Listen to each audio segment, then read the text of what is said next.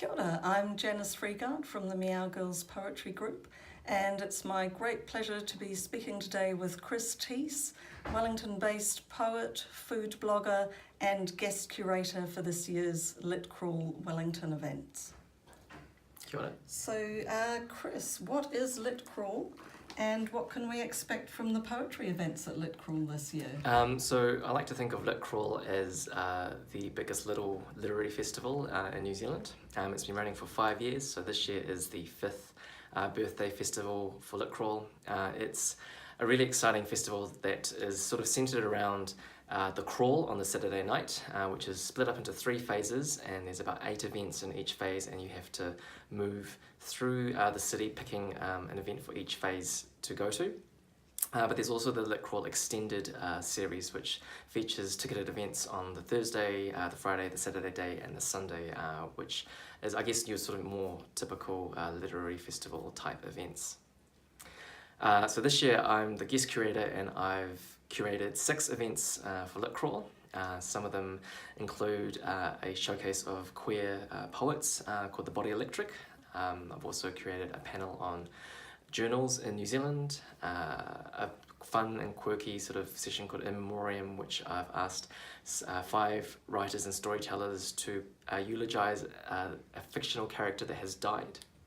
I've also done an event called Lit Sync for Your Life, which is 3 drag performers and 3 writers responding to or performing a song with a literary connection.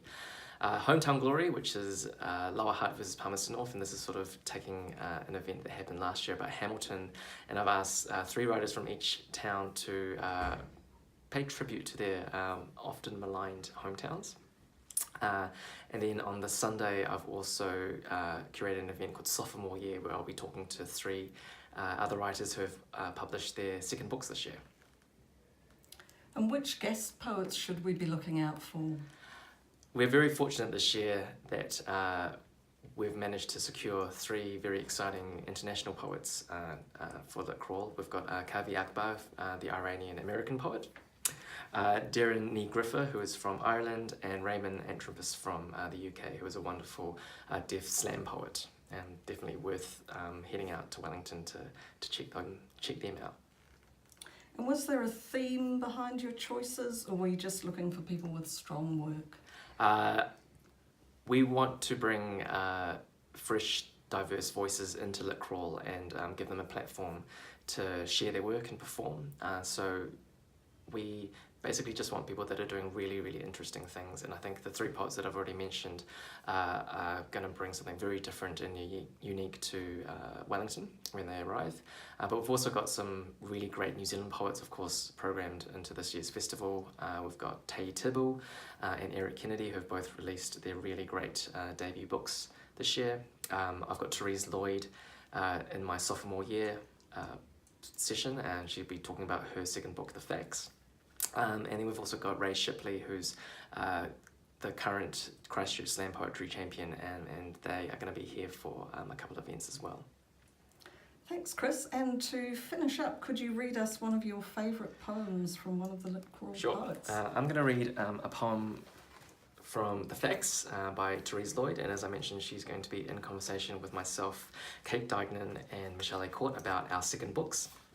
And this is a poem called Deep Excavation. Deep Excavation, Wellington City Gallery, February 2015. Why do I let these people affect me so much? The living and the dead, this old woman here with a cane. How is it that we can still talk? All these kids with bung built into their being, their fears unmasked, lying flat on their faces. 1957 New Zealand, what poor luck.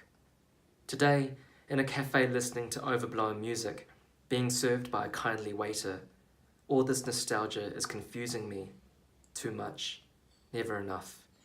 Sometimes, I wish I was not from here.